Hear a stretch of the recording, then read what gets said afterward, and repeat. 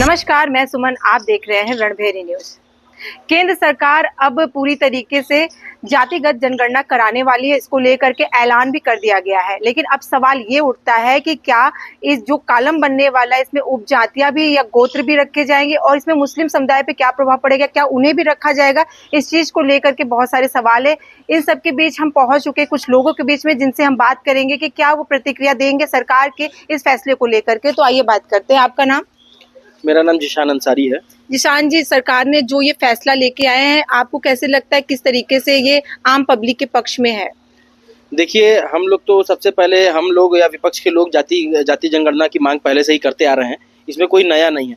एक बात तो पहले तो मैं एक चीज़ के लिए ये कह दूं कि मैं स्वागत करता हूं इस फैसले का, लेकिन मैं जितना स्वागत करता हूं उससे ज़्यादा मैं संशय व्यक्त करता हूं इस फैसले के लिए, क्योंकि भारतीय जनता पार्टी का जो पूर्व में जिस तरीके का उनका चाल चरित्र रहा है, विभिन्न कानूनों को लेके, विभिन्न बिल को लेके, विभिन्न फैसलों को लेकर के, मैं उसमें पूरी तरीके से अभी भारतीय जनता पार्टी के ऊपर भरोसा नहीं कर सकता। कहीं लगता है आपको कुछ हेर फेर हो जाएगा? देखिए, बिल्कुल हेर फेर हो जाएगा। पहली बात तो ये समय नहीं सही था कि जिस समय पहलगाम में हमला, इतना बड़ा हमला हुआ, हमने अपने भाइयों को खोया, हमने अपने भारतीयों को खोया है। उस दौरान फिर इस तरीके का जल्दीबाजी में इस तरीके का निर्णय लेकर के आप देखिए, इस चीज को पहलगाम से क्यों जोड़ रहे हैं? वो अलग मुद्दा है, ये अलग मुद्दा है। देखिए, मुद्दा देश का होता है। ये पहलगाम कोई देश से अलग नहीं है। जातिगत जनगणना जो होनी वो देश से अलग नहीं है। देश से जुड़ा मुद्दा है, तो वो मुद्दे जब उठेंगे तो सभी मुद्दों पे बात होगी। अब मुद्दा जब उठा है, जब भारतीय जनता पार्टी की बात आई है, तो बात तो वक्फ बोर्ड बिल पे भी आएगी, बात तो नोटबंदी पे भी आएगी, बात जीएसटी पे भी आएगी। वक्फ की बात करेंगे तो देखिए, सरकार बोल रही है कि आप सब मुस्लिम लोगों के पक्ष में है। ये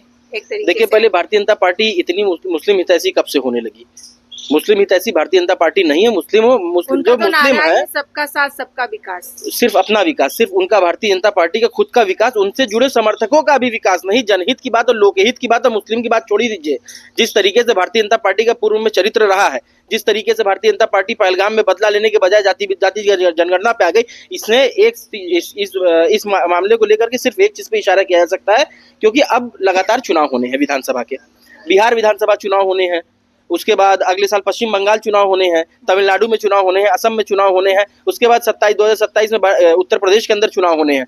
तो भारतीय जनता पार्टी ये देख रही थी कि लगातार विपक्ष जो है जातिगत जनगणना की मांग कर रहा है, तो हम क्यों ना ये करें कि अपने ही सहयोगियों को, जहां चुनाव है भारतीय जनता पार्टी अपने सहयोगियों के साथ लड़ेगी, हम विपक्ष में लड़ेंगे चुनाव।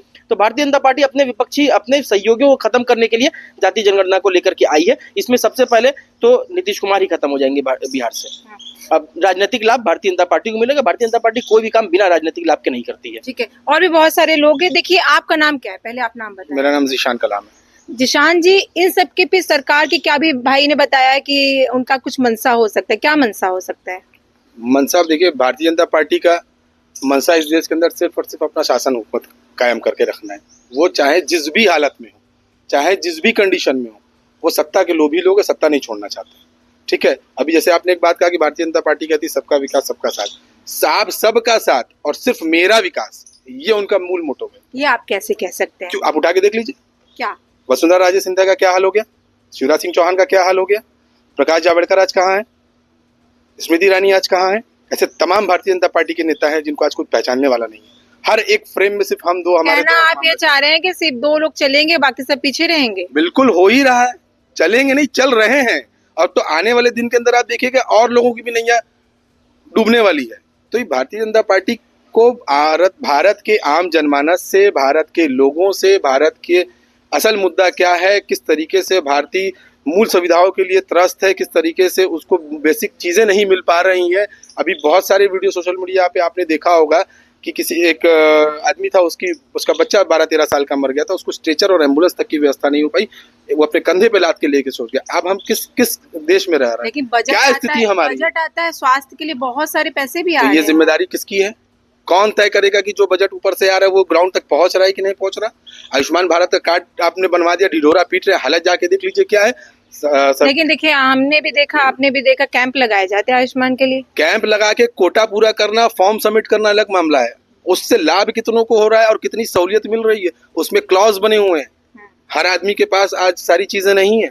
होना तो ये चाहिए कि एक कार्ड होना चाहिए, अगर आपके आय आर्थिक रूप से आप नहीं, आप सक्षम नहीं है, लेकिन स्वास्थ्य पाने का अधिकार और शिक्षा पाने का अधिकार हर एक भारतीय को बराबर होना चाहिए और उच्च क्वालिटी का होना चाहिए। अब जनगणना को लेके क्या अपनी प्रतिक्रिया रखें, किस तरीके से आप देख रहे हैं इसको? देखिए, इस फैसले पे क्या जनगणना का जो मामला है, भारतीय जनता पार्टी जनगणना लेके आई है, ये पहले से भी विपक्ष की मांग थी कि हमें इस देश के अंदर जातिगत जनगणना की आवश्यकता है, जिससे हम ये तय कर सके कि हमारे समाज के अंदर कितने लोग पिछड़े हैं, आर्थिक तौर पे पिछड़े हैं, सामाजिक तौर पे पिछड़े हैं, उनका उत्थान हम कैसे करें, उनको हम सरकारी नौकरियों में कैसे उनको हम आगे लेके आए, या उनको शिक्षा हम कैसे प्रदान करें, ये मामला है। लेकिन भारतीय जनता पार्टी अपने लाभ के अनुसार अगर इस चीज को करना चाह रही है तो ये बिल्कुल गलत है। और ये भी क्या देखने लाभ हो सकता है मैं बता रहा हूँ, देखने वाली बात ये है कि भारतीय जनता पार्टी सही आंकड़ा पेश करती है कि नहीं देश के सामने। सही आंकड़ा जातिगत जनगणना का आना चाहिए, बिल्कुल नहीं आएगा। आप उठा के देख लीजिए जिस तरीके से किसान वाला मामला चला, ठीक है, अभी चंडीगढ़ के अंदर आपने देखा कि मेयर के चुनाव के अंदर क्या हो रहा था, उसको सजा हुई। आप ये मान सकती हैं? आप इस देश के अंदर हालत देख लीजिए, जज के यहाँ करोड़ों रुपए नोट जले हुए मिल जाते हैं। आपको लगता है कि वो उनकी मेहनत की कमाई होगी, या उन्होंने सही फैसला दिया होगा? आपको लगता है? तो वो वैसे ही इस चीज के ऊपर भी शक जाहिर होता है कि भारतीय जनता पार्टी इस देश के अंदर सही आंकड़ा लाएगी या नहीं लाएगी। सरकार को और इन लोगों को भी मैं तो कहूंगा कि जज, सुप्रीम कोर्ट के जज अपने निगरानी के अंदर इस चीज को कराएं और सही आंकड़ा देश के सामने पेश करने का प्रयास करें कि ये क्या हो रहा है। सही आंकड़ा आना चाहिए, बहुत जरूरी है। ये नहीं होना चाहिए कि जातिगत जनगणना के अंदर आप अपने हिसाब से गणनाएं करें और देश के सामने। इस जातिगत जनगणना से किसे दूर रखा जाएगा? किस पे आपका निगाह जा रहा है, किस पे शक है? मतलब किस कैटेगरी को अलग रखा जाएगा? अगर देखिए, भारत के आप नागरिक हैं तो आप कैसे दूर हो सकते हैं? अगर आप भारत के नागरिक हैं, किसी न किसी जाति में तो आप होंगे ना, तो वो उसको दूर होने का तो सवाल ही नहीं उठता। ये तो क्वेश्चन ही गलत है।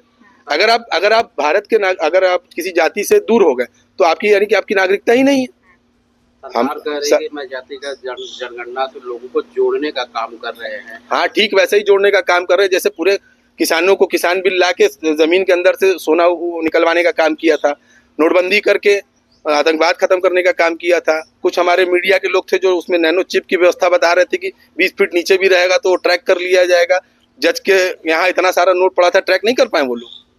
क्यों नहीं कर पाए? करना चाहिए ना। मतलब सिर्फ ये कहीं सुनी बातें, बिल्कुल कहीं सुनी बात है। ये सिर्फ और सिर्फ पहलगाम में जो अभी आतंकी हमला हुआ है, सरकार अब फेलियर हो चुकी है। सरकार ने वहाँ इतने समय तक वहाँ सारी चीजें आतंकवादी करते रहे, निहत्थे लोगों को, मासूम लोगों को मारा गया। सरकार किसी लायक नहीं बची। हर तरीके से सरकार अपने आप को बैकफुट पे महसूस कर रही थी। पूरे देश का माहौल, पूरे देश का मूड, पूरे देश का इमोशन के साथ खेलने के साथ साथ सरकार ने ये जातिगत जनगणना का एक नया शिगुफा लेके आके पूरे देश को मुद्दे को डाइवर्ट करने का काम कर रही है। लेकिन आपके माध्यम से बताना चाहेंगे कि हम लोग इस आवाज को उठाते रहेंगे कि देश का बदला, उन मासूमों का बदला सरकार कैसे पाकिस्तान और आतंकवाद से लेगी। खैर, ये भी एक मुद्दा है कि पहलगाम का हमला। तो मैं इस पर आपसे बात करूँ, सबसे पहले आप नाम बताएं। मेरा नाम मोहम्मद आमिर है। आप देखिए, पहलगाम में हमला हुआ, आतंकवादियों ने इस तरीके की चीजें की, लेकिन क्या लगता है कि क्या वहाँ कमी रही? क्या सुरक्षा के और इंतजाम होने चाहिए थे? कुछ क्लियर था, इनके पास किसी भी तरीके की आईबी या किसी भी जो भी इनकी इंटेलिजेंस की जो संस्था है वो पूरी तरीके से नाकाम रही कि कश्मीर जैसी जगहों पे इतनी बड़ी आतंकी घटना हो जा रही है। और घटना तो हो ही गई, अब तो काफ़ी दिन भी हो गए, लेकिन अभी तक किसी तरीके का कोई नतीजा सामने नहीं आया, ना ही पाकिस्तान को किसी तरीके का जवाब मिला। तो देश तो सब कुछ समझ ही रहा है। इसी वजह से इन लोगों ने माइंड डाइवर्ट करने के लिए ये जाति जनगणना कराने का भी फैसला ले लिया ताकि देश पे कम माइंड डाइवर्ट हो लोगों का। जिस तरीके से देखिए, जो सामने आए कि धर्म पूछ करके हमला किया गया, क्या कहेंगे आप इस पर? ये तो एक नफरत फैलाने के लिए किया जा रहा है ताकि इससे देश के माहौल को और ख़राब किया जाए, ताकि आप भाई को भाई से लड़ाया जाए। आपस में जो भाईचारा है उसको मिटाने की ये पूरी कोशिश है। लेकिन जब तक यहाँ पे इस देश में सेकुलर लोग जिंदा है तब तक इस चीज़ों को से उनमें वो लोग नाकाम रहेंगे, कभी पूरी नहीं हो पाएगी। जातिगत जनगणना को लेके आप क्या कहेंगे? आपका क्या राय है? जातिगत जनगणना तो विपक्ष की मांग थी करने के लिए, लेकिन ये मौका जो है वो सही नहीं है, क्योंकि अभी जब इतनी बड़ी घटना, आतंकी घटना हुई है पहलगाम में, ये एक तरीके से देखा जाए तो सरकार का सीधा पब्लिक का माइंड डाइवर्ट करने के लिए पहलगांव से चीजें नजर हट जाए, नजर ताकि हट जाए। हाँ। जातिगत जनगणना तो विपक्ष खुद का मैं मांग कर रहा था कि उनको करवाना है, क्योंकि ताकि तभी तो पता चल पाएगा कि कौन सी किस जात का कितने व्यक्ति हैं, उसी हिसाब से उनको हिस्सेदारी मिली है कि नहीं है, कि देना है कि कितनी देना है, तभी तो जानकारी हो पाएगी कि कौन कितने लोग कौन से हैं, पिछड़े कितने हैं, अति पिछड़े कितने हैं, और उनकी सरकार में क्या भागीदारी है, विभाग में क्या भागीदारी है, उनकी शिक्षा से लेके हर जगह संस्थानों पे, तभी तो उस पर फोकस किया जा सकेगा कि सरकार उस पर तभी तो काम कर पाएगी। लेकिन ये तो करवाना चाह नहीं रही थी, वो तो विपक्ष के दबाव में इन्होंने करवाया बड़े, लेकिन अब होना है बड़े प्रदेशों में चुनाव, तो वहाँ का सीधा सीधा लाभ लेने के लिए इन्होंने जाति जनगणना कराने का 2027 का चुनाव नजदीक है, उसको भी लेके आप ऐसा कुछ लग रहा है? बिल्कुल, ये उत्तर प्रदेश एक बहुत बड़ा कम राज्य है हिंदुस्तान का, तो यहाँ पे विभिन्न तरीकों की जातियाँ हैं, पिछड़े भी बहुत ज़्यादा हैं, अति पिछड़े भी बहुत ज़्यादा हैं, और पीडीए का फॉर्मूला इसीलिए माननीय अखिलेश यादव जी का सक्सेस हुआ, क्योंकि उन्होंने लड़ाई पीडीए की लड़ी, और पीडीए को हमेशा आगे करने की अखिलेश जी ही बात करते हैं। तो इस लाभ को उठाने के लिए इन लोगों ने जाति जनगणना कराने के लिए 2027 को भी देखते हुए इसको फिर फैसला लिया है। ठीक है, पूरी तरीके से निष्पक्ष ना हो, ऐसा कुछ? देखिए, आपको लगता है क्या भारतीय जनता पार्टी किसी भी तरीके से निष्पक्षता से कोई भी काम करती है क्या? हाँ, चाहे तमाम तरह के फैसले आने हो, चाहे किसी भी तरीके की कोई भी चीज़ हो, यहाँ तक कि भारतीय जनता पार्टी तो आज न्याय प्रणाली के अंदर इतने अंदर तक घुस चुकी है कि क्या बताया जाए। अब ये बताइए, जो साथी ने मेरे कहा कि जिस जज के घर से करोड़ों रुपए जल गए, उस जज को हाईकोर्ट में लाके बैठा दिया गया, कुछ नहीं रोका गया। कॉलेजियम सिस्टम के तहत जो जज आ रहे हैं, वो तो रानी के पेट से राजा ही पैदा हो रहा है, जबकि देश में तो अब ये है नहीं। कहना ये है कि सिर्फ कहा जा रहा है कि हम आतंकवाद खत्म करेंगे, भ्रष्टाचार खत्म। देखिए, आतंकवाद खत्म नहीं करेंगे, भ्रष्टाचार खत्म नहीं कर पाएंगे ये लोग, क्योंकि ये लोग खुद उसी भ्रष्टाचार के एक अंग हैं। आतंकवाद क्या मतलब, आतंकवाद कैसे खत्म करेंगे? 2016 में अमित शाह ने कह दिया था कि हमने नोटबंदी करके आतंकवादियों की कमर तोड़ दी, फिर ये कैसे हो गया आप बताइए? और भी तमाम तरह के सवाल उठते हैं इनके जाति जनगणना को लेकर के, कि सबसे पहली बात तो ये अगर आप, चलिए हम कहते हैं जनगणना करा भी लिए, आप उनकी हिस्सेदारी और भागीदारी कैसे सुनिश्चित करेंगे? आप कहेंगे कि जितने लोग होंगे उस हिसाब से उनको आरक्षण मिल जाएगा? ये बताइए, ये भारतीय जनता पार्टी आरक्षण देगी? भारतीय जनता पार्टी जब आरक्षित सीटों पे, जब सरकारी विभागों में, यूनिवर्सिटियों में, जब विभागों में जब पद आते हैं प्रोफेसर के लिए, असिस्टेंट प्रोफेसर के लिए, तो वहां पे पिछड़ों, अति पिछड़ों, दलितों के नाम के आगे NFS लिख देती है, यानी नॉट फाउंड सुटेबल। यानी इतने बड़े देश के अंदर बनारस में भी देखा जा रहा था, ऐसा तमाम जगह देखा जा रहा है, एक ही बनारस ही नहीं, तमाम सेंट्रल यूनिवर्सिटियों से लेकर प्रदेश की यूनिवर्सिटियों में जहां भारतीय जनता पार्टी शासित राज्य है, वहां यही देखा जा रहा है, नॉट फाउंड सुटेबल लिख दिया जा रहा है कि पूरे इंडिया भर में पिछड़े, अति पिछड़े, दलितों में क्या योग्य व्यक्ति ही नहीं कि उन पदों पर भरा जा सके। उसके 3 महीने के 90 दिन के अंदर वैसे भी वो जो रिक्त पद होता है वो जनरल कैटेगरी में चला जाता है, फिर वहां जनरलों को भरने का काम किया जाता है। भारतीय जनता पार्टी अपने लोगों को भरने का काम करती है, जो RSS से चयनित होकर के आए लोग होते हैं उनको भरने का काम करती है Bharatiya Janata party. Bharatiya Janata party permanent चुनावी मोड में रहती है, मैंने पहले ही आपसे कहा कि चुनावी मोड में रहती है, उनको किसी भी प्रकार से सत्ता के ऊपर अतिक्रमण करके रखना है, चाहे जिस भी तरीके से किया जाए। एक हमारा गृह मंत्री है, उनको यह नहीं पता कि वैष्णो घाटी खुल चुकी है। कैसा गृह मंत्री है? पार्ट टाइम गृह मंत्री हमने रखा हुआ है, ये आपके चैनल के माध्यम से कहेंगे, हमने पार्ट टाइम गृह मंत्री रखा हुआ है। फुल टाइम उनका काम विधायक खरीदने बेचने का और सरकारों में तोड़फोड़ करने का काम है, पार्ट टाइम वो गृह मंत्रालय चलाते हैं। तो हम तो कहते हैं अमित शाह को हटा करके एक परमानेंट गृह मंत्री रख लीजिए, जिसको देश के बारे में, देश से जुड़े मामलों के बारे में और जनहित के बारे में जानकारी हो, और जिनके लिए जो सही फैसला ले सके। तो देखिए, वक्फ बोर्ड पे आपने कुछ देर पहले ही हमें अपनी बातों को रखा था, तो देखिए जब वक्फ बोर्ड का जो बिल लेकर के आएगा तब तो यही कहा गया कि मुस्लिमों के पक्ष में ये लेकर के आ रहे, क्योंकि बहुत सारे लोग हैं जो लाभ से वंचित है, और अगर वक्फ बोर्ड में जिस तरीके बदलाव किए गए उस चीज को लेकर तो उन्होंने पॉजिटिव दिया था, ऐसा कुछ?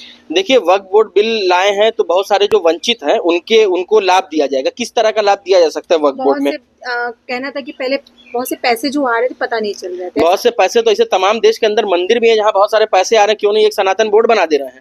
फिर बताएं कितनी जमीन है, कितना पैसा आ रहा है और वो पैसा जा कहाँ रहा है?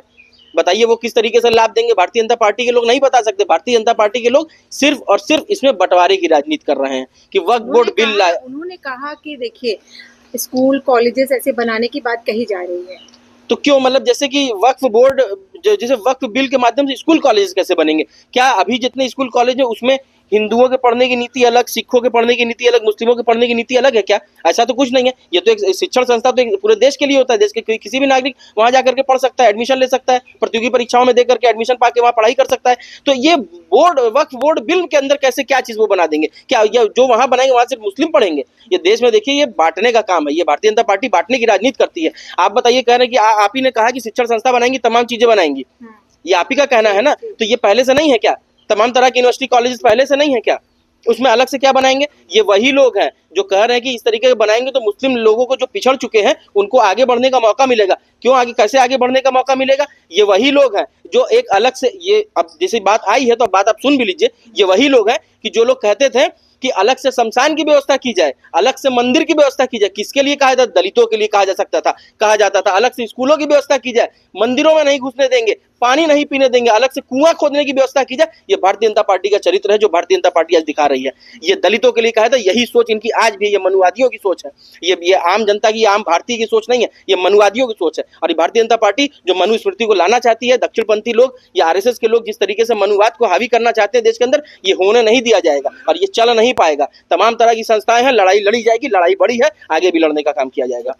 तो देखा आपने कि जातिगत जनगणना को लेकर के लोगों ने अपनी राय रखी है और सवाल ये खड़े हो रहे हैं यहाँ पे कि जो ये जनगणना होना है क्या वो निष्पक्ष होगा? और उनका ये भी था कि भाई इसी वक्त ही जनगणना क्यों कराना था, क्योंकि बात तो काफी समय से की जा रही थी और जब पहलगांव का हमला हुआ है उसी वक्त ये सब चीजें की जा रही है ताकि जो आम पब्लिक या जो भी जनता की नजर है वो वहां से हट जाए और जातिगत जनगणना की ओर चला जाए। और लेकिन अब सवाल ये है कि देखते हैं कि जातिगत जनगणना होगा वो कैसा होगा, निष्पक्ष होगा या किस तरीके से वो जनगणना होती है, फिर ये आगे देखते हैं। तो आज की खबर में बस इतना ही। ऐसे ही खबरों को देखने के लिए जुड़े रहे हैं आप रणभेरी न्यूज के साथ। मैं सुमलता, कैमरा पर्सन अमित के साथ। धन्यवाद।